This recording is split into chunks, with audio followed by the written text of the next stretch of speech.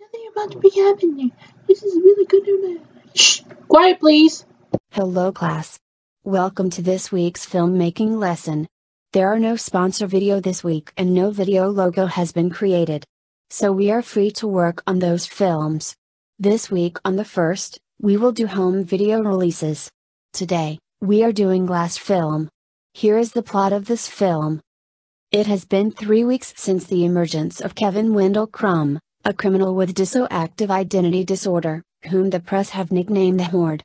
And one, superhuman vigilante David Dunn and his now-grown son Joseph have been working together to take down criminals, with David being christened the overseer on the internet.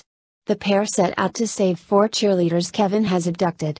Kevin's malignant psychopathic psyche is preparing to feed upon his captives until David encounters him outside in his in-control alter ego, Hedwig. Discerning the cheerleader's location using his supernatural powers of perception, David frees the girls but is attacked by Kevin's superhuman alter ego, the Beast. Their ensuing fight spills onto public streets, where a seemingly specialized branch of the Philadelphia Police Department, led by Dr. Ellie Staple, activates a machine that flashes a set of hypnotic lights, forcing the Beast to switch identities. Staple convinces David to surrender, and both men are arrested. David and Kevin are sent to an institution for the criminally insane. Also being held there is Elijah Price, David's sworn archenemy, known as Mr. Glass, who was sent there 18 years ago.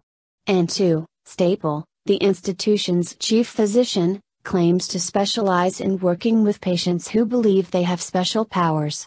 She has been given 3 days to persuade David, Kevin, and Elijah that they are normal people who simply believe they are superhumans, otherwise, they will be turned over for trial. Staple places David and Kevin in separate rooms, each containing a security measure, water sprinklers in David's, due to his weakness of water, and the system of flashing lights in Kevin's, to prevent the Beast from surfacing. Joseph, Mrs. Price, and Casey Cook, a survivor of the Beast's first attacks, all visit the hospital at separate times and attempt to aid their associates, but they are ultimately unsuccessful. As part of her final evaluation, Staple brings the 3 patients to one room and begins to slowly chip away at David and the Horde's belief in their abilities as being supernatural or superhuman. Staple reveals that David's MRI results show irregularities in the frontal lobe of his brain, which she believes could explain his obsession with proving the existence of superpowered humans. That night, Elijah breaks into the Horde's cell, revealing that he has been swapping out his medication with aspirin and faking his sedated state. Staple's evaluation attracted Elijah to the Beast. He asks the Horde to prepare for the Beast's awakening and promises to break them and David out of the institution the following night.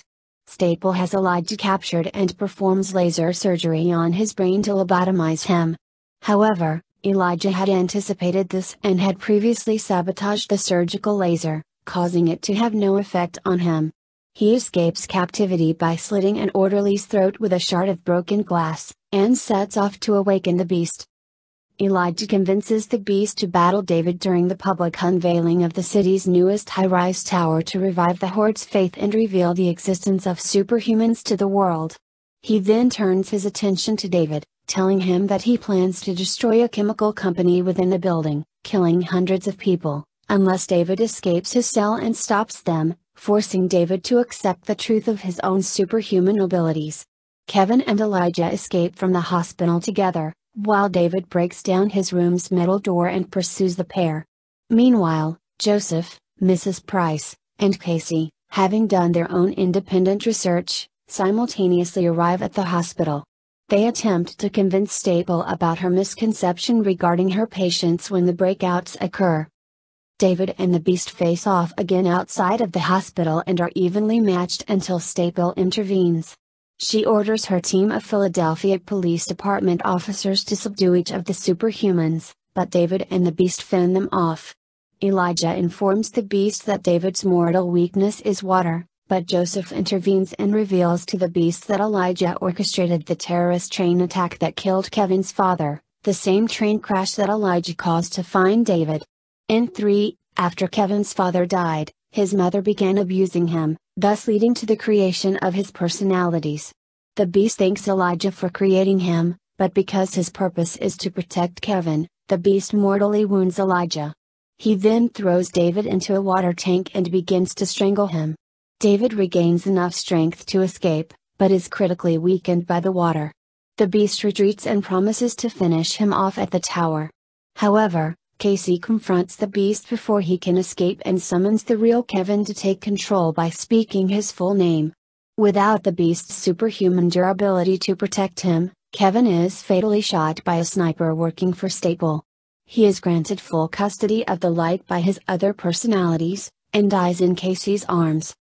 Staple's men then overpower the weakened David and drown him to death in a flooded pothole. As David dies, Staple lets him touch her hand, granting him a vision of her secretly being part of a clandestine society that covers up the existence of superhuman beings from the rest of the world. Staple tells him that if she had successfully convinced him that he was normal, she would have left him alone, but the Beast ruined that and she must kill him in order to silence him. As Elijah also dies of his wounds, Staple reveals to him a global conspiracy that has masterminded the suppression, pacification and genocide of superhuman heroes and villains for over 10,000 years, in order to protect modern civilization from what they fear would become the tyranny of living gods over men. With Elijah, Kevin and David dead, Staple deletes the security footage and reports her mission as a success. Unbeknownst to Staple, the cameras around the mental institution had previously been hacked by Elijah and had been live-streaming to a private network. Staple realizes Elijah's true objective too late and screams in defeat. Shortly thereafter, Mrs. Price, Joseph and Casey all receive a copy of the footage. The trio reunite and decide to release the footage online, revealing the existence of superhumans to the public. Alright. Tomorrow we are doing Justice League vs. the Fatal Five. Here is the plot in this film. In the 31st century, 3 members of the Fatal Five, Tharok, Persuader and Mono, attack the headquarters of the Legion of Superheroes, with the aim of capturing their time travel device. Starboy, Saturn Girl and Brainiac 5, the only Legionnaires present, try to keep them back but fail. Just as the villains activate the device, Starboy leaps at them and is taken along on their ride back into the 21st century. While the time machine descends down to Earth, Starboy manages to trigger a booby trap Brainiac 5 has programmed into the device's computer, which traps the villains in a stasis field. Starboy comes down in Gotham City, while the time machine ends up in Metropolis. Starboy finds to his horror that his only supply of a mind-stabilizing drug he needs regularly has been destroyed by his rough landing. During his search for a replacement, which does not exist in this era, his increasingly erratic behavior gets him arrested by Batman and interred in Arkham. The stasis-locked time machine is picked up by Superman and brought to the Justice League's headquarters for analysis. 10 months later, Jessica Cruz is struggling with the trauma of her near death by a murderer who killed her friends after they had stumbled upon him burying 2 bodies 3 years ago, leaving her afraid to leave her apartment. Adding on to her anxiety is that a Green Lantern ring chews her, and that Wonder Woman keeps trying to recruit her into the Justice League. In Gotham, Miss Martian is trying to prove herself to Batman for membership in the League, but her inexperience works against her good intentions. While trying to unlock the secret of the Strange Sphere, Mr. Terrific brings down the stasis field, freeing its occupants. Superman and Mr. Terrific fight them, but Superman is wounded by Persuader's axe, and the villains escape. In Gotham, Starboy's memory is jogged by a news report of that fight, and he breaks out of Arkham. The Leaguers compare their notes about these unknown assailants and discover they are time travelers, and from one of Starboy's rantings Batman deduces that they are after Jessica.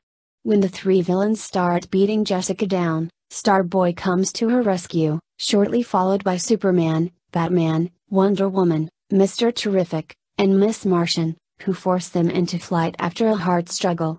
In the aftermath, Starboy and Jessica form a close friendship. To find out more about their guest from the future, Batman instructs Miss Martian to telepathically link their and Jessica's minds with Starboy's memories, thus learning about the Legion. They also come to witness a battle between the Legion, Chameleon, Dawnstar, Tyrok, Monel, Shadow Lass, and later Brainiac 5, Saturn Girl, and Starboy, and the Fatal Five, which ended with the capture of Emerald Empress, Mono's lover, and Validus. Upon their awakening, the League receives an ultimatum from Mono: surrender Jessica, or all American cities will be destroyed by bombs created by Tharok. The first bombings start in Metropolis, forcing the Justice League to move out. Jessica, left behind with Starboy in the Watchtower, is contacted by Tharok through her ring, forcing her to surrender herself to the Five and enable them entry to the Green Lantern Corps science cells where Emerald Empress and Validus are held, since no prison in the 31st century could contain them. Despite interference by the Corps, the two imprisoned of the Five are freed, and when Jessica fights back, Persuader cleaves her ring in two. Afterwards, Emerald Empress has her Emerald Eye absorb the entire energy of the Corps Central Lantern, and then the Five return to Earth to recover the time machine. In the meantime, Starboy discovers Jessica's absence and informs the League. The heroes proceed to the time machine's location, a secret military base, where the Five force them into battle. Emerald Empress disables the League and then initiates her master plan to use the Lantern's power to destroy Earth's sun, wipe out humanity, and thus prevent the formation of the Legion. In the prison, Jessica recovers her faith and determination, and by reciting her oath she reassembles her power ring. She returns to Earth and prevents the Five from escaping back to their own era by bringing the whole base down on them. Superman, Jessica and Starboy then race after the Eye, but are too late to prevent it from plunging into the sun. As the star cracks apart, Starboy sacrifices himself by lowering himself into the sun's core and using his powers to reverse the fractioning. In the final scene, as the Leaguers commemorate Starboy's heroism, they are joined by the Legion, who have come from the future to honor their fallen comrade. Batman also grants Miss Martian admission into the League for her bravery. Alright. On Wednesday, we are doing the Karate Kid 1984 film. Here is the plot in this film. In September 1984, 15-year-old Daniel LaRusso moves with his mother Lucille from Newark, New Jersey to Reseda, Los Angeles, California. Their apartment's handyman is an eccentric but kindly and humble Okinawan immigrant named Keisuke Miyagi. Daniel befriends Ollie Mills, an attractive high school cheerleader, which draws the attentions of her arrogant ex-boyfriend Johnny Lawrence, a skilled practitioner from the Cobra Kai dojo, where he studies an unethical and vicious form of karate. Johnny and his Cobra Kai gang continually torment Daniel, savagely beating him until Mr. Miyagi intervenes and single-handedly defeats the Five attackers with ease. Amazed, Daniel asks Mr. Miyagi to be his teacher. Miyagi refuses, but agrees to bring Daniel to the Cobra Kai dojo to resolve the conflict. They meet with the sensei, John Kreese, an ex-Special Forces Vietnam veteran who callously dismisses the peace offering. Miyagi then proposes that Daniel enter the All-Valley Karate Championships, where he can compete with Johnny and the other Cobra Kai students on equal terms, and requests that the bullying cease while Daniel trains. Kreese agrees to the terms, but warns that if Daniel does not show up for the tournament, the harassment will continue on both Daniel and Miyagi. Daniel's training starts with menial chores that he believes only makes him Miyagi's slave. When he becomes frustrated, Miyagi demonstrates that these actions have helped him to learn defensive blocks through muscle memory. Their bond develops and Miyagi opens up to Daniel about his life that includes the dual loss of his wife and son in childbirth at the Manzanar internment camp while he was serving with the 442nd Infantry Regiment during World War II in Europe, where he received the Medal of Honor. Through Mr. Miyagi's teaching, Daniel learns not only karate but also important life lessons such as the importance of personal balance, reflected in the principle that martial arts training is as much about training the spirit as the body. Daniel applies the life lessons that Miyagi has taught him to strengthen his relationship with Ali. At the tournament, Daniel surprises everyone by reaching the semi-finals. Johnny advances to the finals, scoring 3 unanswered points against a highly skilled opponent. Kreese instructs Bobby Brown, one of his more compassionate students and the least vicious of Daniel's tormentors, to disable Daniel with an illegal attack to the knee. Bobby reluctantly does so, severely injuring Daniel and getting disqualified in the process. Daniel is taken to the locker room, with the physician determining that he can't continue, but Daniel believes that if he does not continue, his tormentors will have gotten the best of him. He convinces Miyagi to use a pain suppression technique to allow him to finish the tournament. As Johnny is about to be declared the winner by default, Ali tells the Master of Ceremonies that Daniel will fight. The match is a seesaw battle, as neither is able to break through the other's defenses. The match is halted when Daniel uses a scissor leg technique to trip Johnny, deliver a blow to the back of the head and give Johnny a nosebleed. Kreese directs Johnny to sweep Daniel's injured leg, an unethical move. Johnny looks horrified at the order, but reluctantly agrees under Kreese's intimidation. As the match resumes, Johnny seizes Daniel's leg and delivers a vicious blow, doing further damage. Daniel, standing with difficulty, assumes the crane stance, a technique he observed Mr. Miyagi performing on the beach.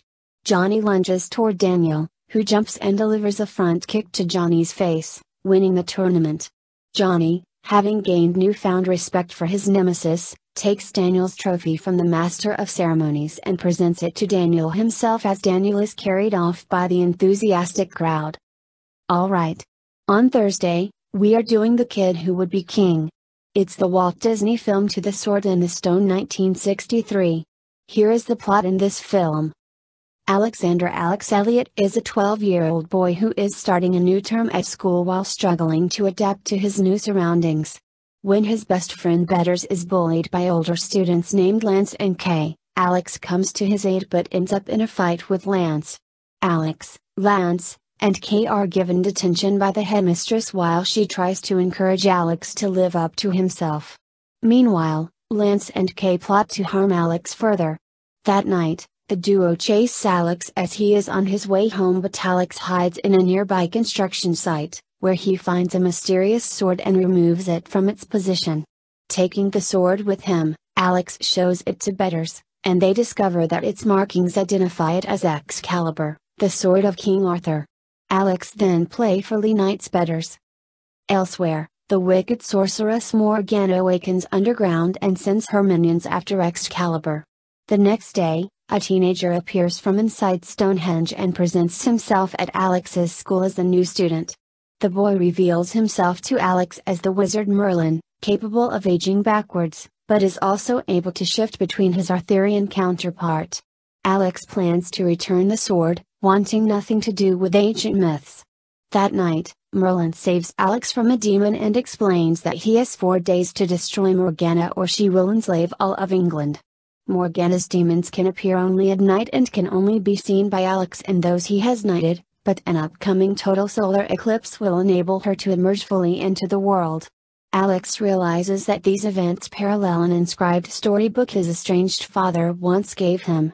Alex concludes he descends from Arthur through his father and later recruits and knights Lance and Kay, who fight beside Alex and Betters, defeating 3 demons. Alex declares them a new round table. Merlin soon tasks Alex to find the entrance of Morgana's prison. Believing his father is the key, Alex leads the group to Tintagel where he last saw his father. En route, Merlin trains them in swordsmanship. But when Morgana infiltrates the lesson, Lance betrays Alex and takes the sword for himself. Merlin barely saves them and Excalibur is broken when Alex and Lance come to blows in the marsh. Alex calls upon the Lady of the Lake who appears and restores the sword. Rededicating themselves to the quest, the 4 overcome a horde of demons by luring them over a cliff and arrive at Tintagel. Alex meets his Aunt Sophie who tells him that his father was revealed to be an alcoholic, a fundamentally bad person who abandoned Alex's family, and that it was secretly his mother who inscribed the book. Merlin tells Alex that Excalibur is not handed down by birthright, but by individual merit. Alex and his friends arm themselves and Alex uses the storybook to locate the entrance to the underworld. Alex challenges Morgana who takes on a monstrous form and breathes fire, but Alex strikes her down and the children escape. Believing Morgana is dead, Alex returns Excalibur to the Lady of the Lake. On the day of the eclipse, Merlin informs Alex that Morgana was merely wounded and Alex realizes that he violated the chivalric code by lying to his mother. In desperation, Alex tells her everything that has happened and stuns her by summoning the Lady of the Lake into the bathtub, where he regains Excalibur. At the school, Merlin enchants the faculty and Alex knights the entire student body. During the eclipse, Morgana appears with her entire army and now takes on a huge, semi-draconic form. The children fight back, using strategies combining medieval warfare with modern technology, but ultimately retreat to the rooftop. Merlin casts a magic spell to pull Morgana from the world and Alex decapitates her as she vanishes, dispelling all the demons. Alex, Betters, Lance, and Kay bid farewell to Merlin, who encourages them to become leaders. Alright. There were no Loyalist College Friday because it's Good Friday by the holiday to Easter. We will go to the assembly after you class are done. So, that's all the home video releases we got.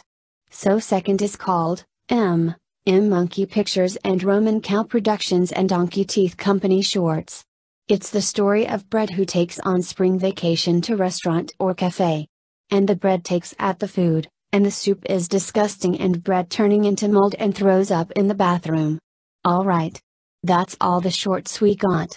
So third, we will be doing S10 Plus, and you class can do whatever you want on S10 Plus. Like a fighting scene with windows closing harder. That's all I got for today, let's do some work now. Alrighty then, let's do some work.